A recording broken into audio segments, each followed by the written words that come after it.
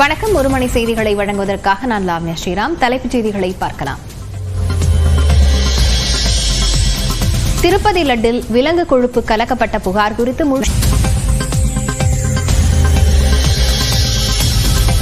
லட்டில் விலங்கு கொழுப்பு விசாரணைக்கு நீதிமன்றத்தில் முறையிட்ட ஒய்எஸ்ஆர் காங்கிரஸ் வலியுறுத்தல்.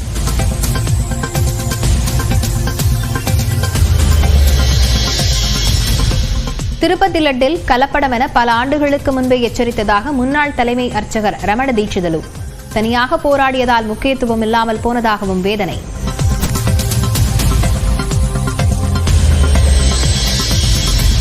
திருப்பதி கோயிலில் லட்டு தயாரிக்க அளித்த நெய் தொடர்பான எந்த ஆய்வுக்கும் தயார். திருப்பதி கோயில் நிர்வாகத்தால் தடை செய்யப்பட்ட திண்டுக்கல்லைச் சேர்ந்த ஏஆர் நிறுவனம் நியூஸ் 18க்கு விளக்கம்.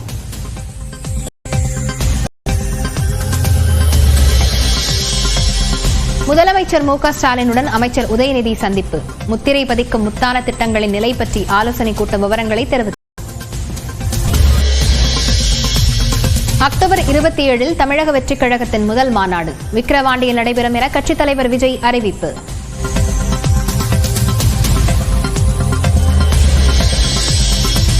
முதல் மாநாட்டிலிருந்து வலிமையான அரசியல் பெரும்பாதையை அமைப்போம் என விஜய் உறுதி. ஒட்டுமொத்த தமிழ்நாட்டு மக்களின் ஆதரவையும் உரிமையுடன் கேட்பதாக விஜய் உருக்கம்.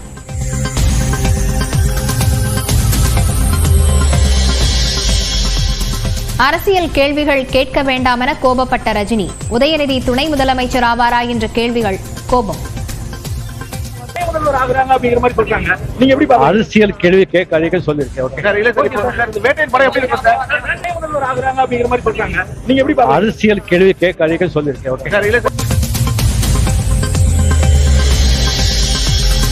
மாற்றுத்திறனாளி மாணவர்களுக்கான உதவித்தொகை 2 மடங்காக உயர்வு. 14,90,00,000 ரூபாயை ஒதுக்கீடு செய்தார் முதலமைச்சர் மு.க. ஸ்டாலின்.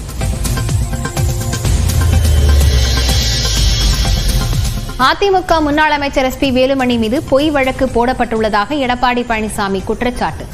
சென்னை வளர்ச்சிக்கு பாடுபட்ட பொறியாளர்களின் பெயர்களும் வழக்கில் உள்ளதாக புகார்.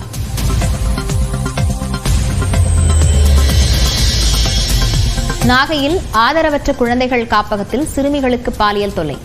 குட் டச் பேட் டச் ஆலோசனை வழங்கிய மனநல ஆலோசகர் போக்சோவில் கைது.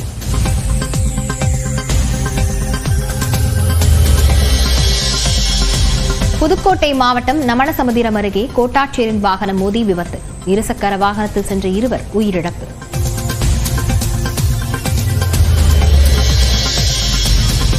பாடகர் மனோவின் மகன்களை தாக்கியதாக புகார். வளசரவாக்கம் காவல் நிலையத்தில் வழக்கு பதிவு.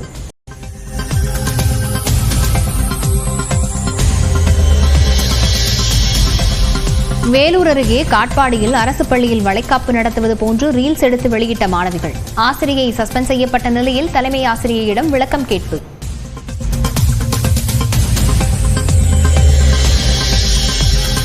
தமிழ்நாட்டிற்கு நீட் தேர்வுக்கு விலக்களிப்பது தொடர்பாக 4வது முறையாக மத்திய அரசு விளக்கம் கேட்டுள்ளது. நியூஸ் 18க்கு தமிழ்நாடு சட்டத்துறை அமைச்சர் ரகுபதி பேட்டி.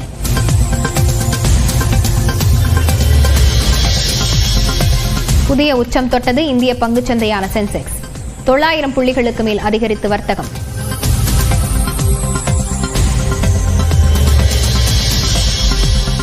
திருவண்ணாமலையில் உயிர் போக வேண்டும் என விரும்பியதால் பெண்ணை கொன்றேன். கைதான போலீசாமியார் பரபரப்பு வாக்குமூலம்.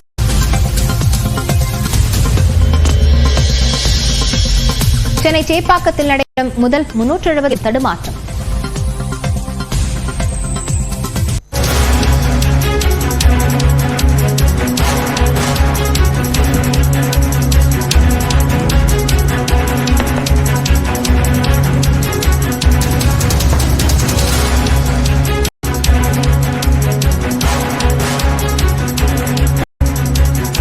தமிழ்நாட்டில் அடுத்த 2 நாட்களுக்கு அதிகபட்ச வெப்பநிலை 4 டிகிரி செல்சியஸ் வரை உயரும் என வானிலை ஆய்வு மையம் கணித்திருக்கிறது. அண்மை செய்தியாக பார்த்து வருகிறோம்.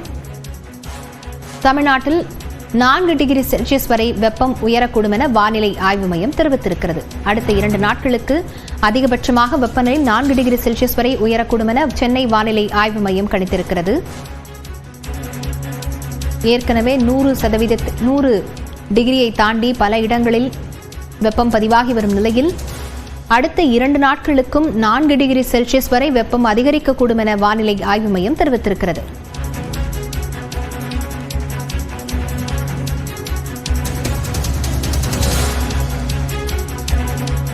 திருப்பதி ஏழுமலையான் கோயிலில் பக்தர்களுக்கு வழங்கப்படும் லட்டு பிரசாதத்தில் மாட்டுக் கொழுப்பு, மீன் எண்ணெய் உள்ளிட்டவை கலக்கப்பட்டுள்ளதாக ஆய்வு முடிவுகள் வெளியாகி அதிர வைத்துள்ளன.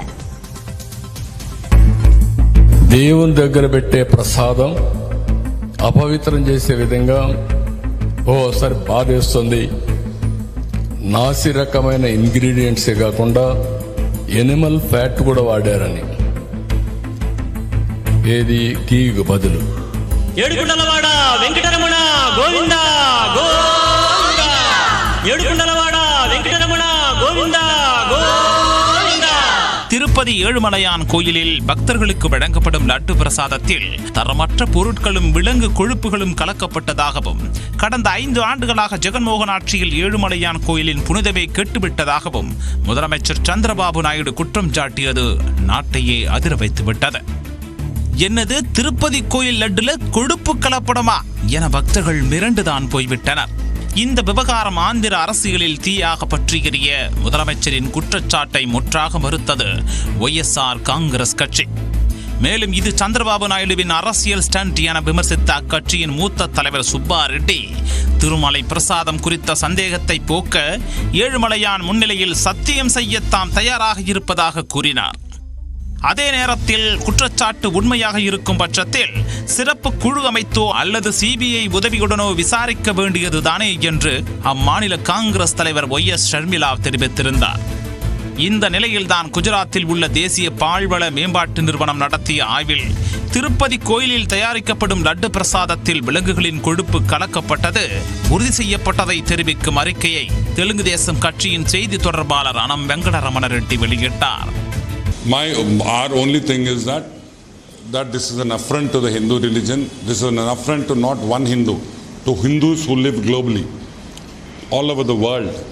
ஜூலை 12ஆம் தேதி ஆய்வகத்திற்கு அனுப்பப்பட்ட அந்த மாதிரிகளில் பாமாயில், தேங்காய், ஆளி விதை, பருத்தி விதை, சூரியகாந்தி மற்றும் கோதுமை மூலப்பொருட்களிலிருந்து பெறப்பட்ட தாவர கொழுப்புகள் இருப்பது உறுதி செய்யப்பட்டுள்ளது.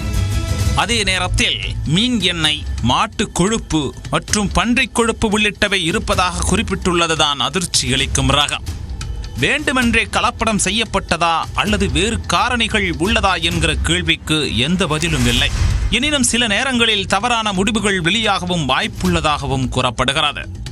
திருப்பதி தேவஸ்தானத்திற்கு தமிழகத்தின் திண்டுக்கல்லில் உள்ள ஏஆர் டெய்ரி ஃபுட்ஸ் நிறுவனத்திடமிருந்து நெய் உள்ளிட்ட பொருட்கள் வாங்கப்பட்டு வந்த நிலையில் ஒப்பந்த நிறுவனத்தை தடைப்பட்டியலில் வைத்துவிட்டு கர்நாடகா பால் கூட்டமைப்பிடமிருந்து நெய் கொள்முதல் செய்யப்பட்டுள்ளது.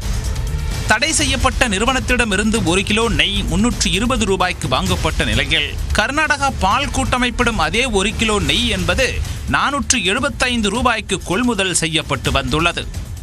இந்த நிலையில்தான் கடந்த 4 ஆண்டுகளாக கர்நாடகா பால் கூட்டமைப்பிடம் இருந்தும் நெய் கொள்முதல் செய்யப்படவில்லை என அந்த அமைப்பு தெரிவித்திருக்கிறது.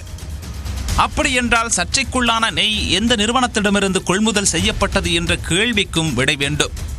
சந்திரபாபு நாயுடு தலைமையில் புதிய அரசு பொறுப்பேற்றதும் திருமலை திருப்பதி தேவஸ்தானத்தின் புதிய செயல் அதிகாரியாக மூத்த IAS அதிகாரி ஷியாமலா ராவ் கடந்த ஜூன் மாதம் நியமிக்கப்பட்டார். அவர் மேற்கொண்ட நடவடிக்கையின் ஒரு பகுதியாகவே லட்டு தயாரிப்பில் விலங்கு கொழுப்பு விவகாரம் வெளிவந்து பூதாகரமாகி இருக்கிறது. ஆண்டுக்கு 500 கோடி ரூபாய் அளவுக்கு திருப்பதி லட்டு மூலம் தேவஸ்தானம் வசூலிட்டும் நிலையில் கடந்த ஜனவரியில் அயோத்தி ராமர் கோயில் திறப்பின் போதும் சுமார் 1 லட்சம் லட்டுகள் அனுப்பி வைக்கப்பட்டிருந்தன. வாங்கி சுவைத்த பக்தர்கள் பரம திருப்தியுடன் இருந்த நிலையில்தான் விலங்கு கொழுப்புகள் லட்டில் கலக்கப்பட்டதாக சர்ச்சை எழுந்து பக்தர்களை அதிர்ச்சி அடைய வைத்திருக்கிறது. திருப்பதியில் லட்டு தயாரித்த நெய்யில் விலங்குகளின் கொழுப்பு பயன்படுத்தப்பட்டதை கண்டித்து மத்திய பிரதேச மாநிலம் போபாலில் இந்து அமைப்பினர் போராட்டத்தில் ஈடுபட்டனர். அப்போது ஆந்திர முன்னாள் முதலமைச்சர் ஜெகன்மோகன் ரெட்டியின் உருவப்படத்திற்கு தீ வைத்து தங்கள் எதிர்ப்பை வெளிப்படுத்தினர்.